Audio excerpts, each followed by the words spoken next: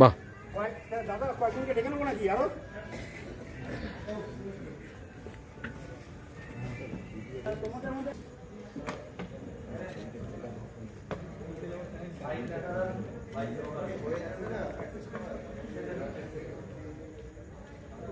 বাইজের মাঠ সাইজেস মাঠ লাল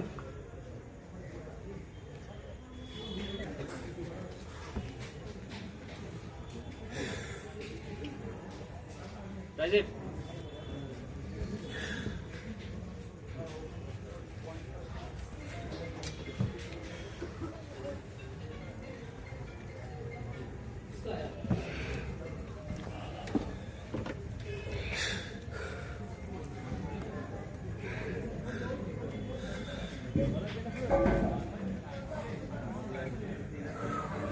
body builder একটু বাদে এখন পারফর্ম করবে সবাই, এখন সবাই রেডি হয়েছে।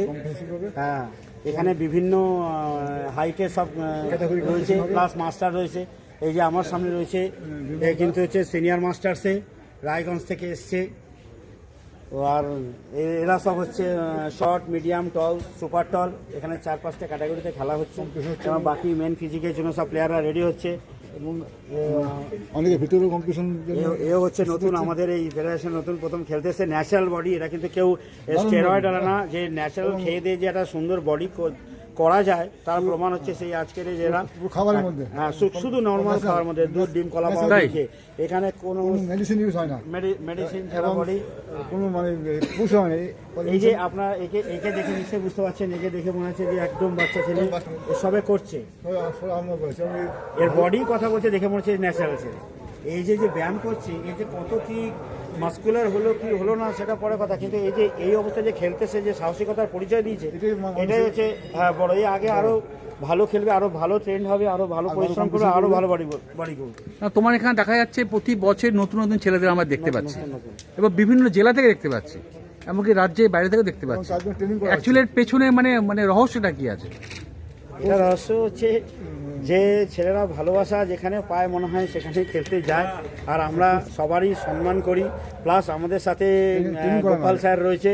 গোপাল স্যারের প্রচারটা একটা বিরাট মাধ্যম, যে আজ আমাকে যে লোকে চিনতে পেরেছে এই গোপাল দেবনাথ স্যারের জন্যই। নালে কিন্তু এত বাইরে বাইরে যারা ছেলে এসছে তারা কিন্তু গোপাল স্যার না থাকলে কিন্তু এটা আমরা পারতাম না। বডি এখানে ট্রেনিং করতে হয়, ট্রেনিং না করলে বডি করা যায় না। বডি একটা মাসেল তৈরি করতে হয়, তার অন্যরকম আমি দেখতে পাচ্ছি দিন দিন এটা মানে যেন গুরুত্বটা আরো বেড়ে যাচ্ছে। শুধু তাই নয়, পরপর এতগুলো অনুষ্ঠান করা, এটা কি করে সম্ভব হচ্ছে? সব গোপালদার আশীর্বাদে এই করে যাচ্ছি। যে সবার একটা এই আছে, বিমল স্যার আছেন আমাদের, এই ন্যাশনাল চ্যাম্পিয়ন এবং 5বার ইন্ডিয়া ভারতশ্রী। এবং একবার বললো অশোক তুমি 19 তারিখে ডেট রেখেছো, আবার ক্যান্সেল করনি। তো আমি বলছি না স্যার, একবার বলে দিয়েছি প্রোগ্রাম হবে, স্যার চলে আসবেন। স্যারের বাড়ির পাশে স্যারের মেয়ে আজকে জাজ, ওনার নাম হচ্ছে পৃথা চন্দ্র, উনি নাচের এবং ওয়াল করেছে এবং অস্ট্রেলিয়া গেছিল, অস্ট্রেলিয়াতে তিনি কম্পিটিশন করেছেন এবং আমরিত সিংয়ে উনি ভারতবর্ষের সেক্রেটারি ছিলেন। আমরিত সিং, বিমল আপনি কি বলতে জানেন ব্যাপার ছোট্ট করে বলুন। আমি আর্ম রেসলিংয়ের সাথে জড়িত 1977 সাল থেকে। আমি নিজে কম্পিটিটর ছিলাম, ন্যাশনাল চ্যাম্পিয়ন, স্টেট চ্যাম্পিয়ন এবং ওয়ার্ল্ড চ্যাম্পিয়ন আমি। বাহ। এবং হ্যাঁ, এবং ইন্টারন্যাশনাল সিলভার মেডেল ইন্টারন্যাশনাল এবং ওয়ার্ল্ড চ্যাম্পিয়ন আমি। আর ওয়েট লিফটিং আমি সার্ভিসেস লিফটার। আমি 1964 থেকে 1972 পর্যন্ত আমি ওয়েট লিফটিং করেছি, সার্ভিসেস লিফটিং। আচ্ছা, তোমরা তো এখানে এসে দূর থেকে, তোমাদের কি মনে হচ্ছে এখানে এসে? খুব সুন্দর আয়োজন করেছে। সবথেকে বড় ব্যাপার যে আমরা যারা সিনিয়র, যারা এই ব্যায়ামের সঙ্গে যুক্ত আছি, এরকম একটা মঞ্চ আমাদের কাছে পাওয়া খুবই দুষ্কর ব্যাপার। আমি দূর থেকে এসেছি, এত সুন্দর একটা মঞ্চ, যাতে আগামী বাড়ি কোথায়? আমার বাড়ি হচ্ছে রায়গঞ্জের ইটাহারে। আচ্ছা, কি নাম তোমার? সুকান্ত মণ্ডল। বাহ, ভেরি গুড। 47 বছর বয়স। আমি চাই আগামী প্রজন্ম সুন্দর সুস্থ জীবনযাপন করুক।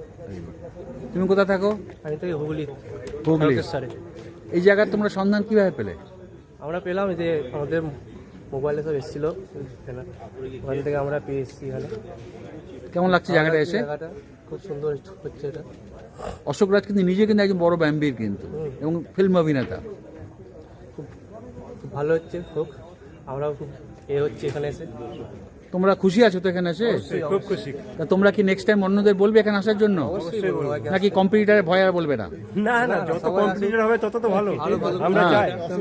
দাদা আজ আমাদের সাথে এই যে এই সংস্থা, দিদি আপনি একটু আসুন, এই যে এই সংস্থা যে জড়িয়েছে দিদি বলছেন যে আজকে শুধু আমরা যদি ন্যাচারাল ফুড খাই, খেলেই যে আমাদের যে মাসেল প্রচুর বিল্ড আপ করে তা না, বলছে যে আমরা একটা ধরুন যেমন আমরা আর হরলিক্স খাই, বনভিটা খাই, সেরকম ধরনের একটা আমাদের সাপ্লিমেন্ট দিদি এটা এই ব্যাপারে ভালো বলতে হবে। দিদি আপনি যদি কিছু বলেন। দেবাশিস তুমি কোথায় থাকো? আমি হাওড়া ইচ্ছা। নাম কি তোমার? সোমনাথ দাস। তোমার এখানে এসে কেমন লাগছে জায়গাটা এসে? ভালো লাগছে, আমি প্রথমবার এসেছি, তবে প্রত্যেক বছর আসার চেষ্টা করব। তুমি কতটা আশাবাদী এখানকার এই পুরস্কার পাওয়া নিয়ে? আমি তো ফাইট করার জন্য এসেছি, আমি নিজের 100% দেবো, বাট তারপর দেখা যাক। আমার নাম পাচিগোপাল দাস, আমি ক্লাবের সদস্য। এই ক্লাবের এই অর্গানাইজটা করার জন্য আমরা অনেকদিন ধরে চেষ্টা করছি এবং সেটা আজকে এই জায়গায় এসেছি। আমার নাম প্রদীপ সাহা, আমি এই ক্লাবের সদস্য। এই যে একটা অনুষ্ঠান করেছি, খুব ভালো লাগলো। রোজ যেন হয়, তাহলে খেলার উন্নতি হবে।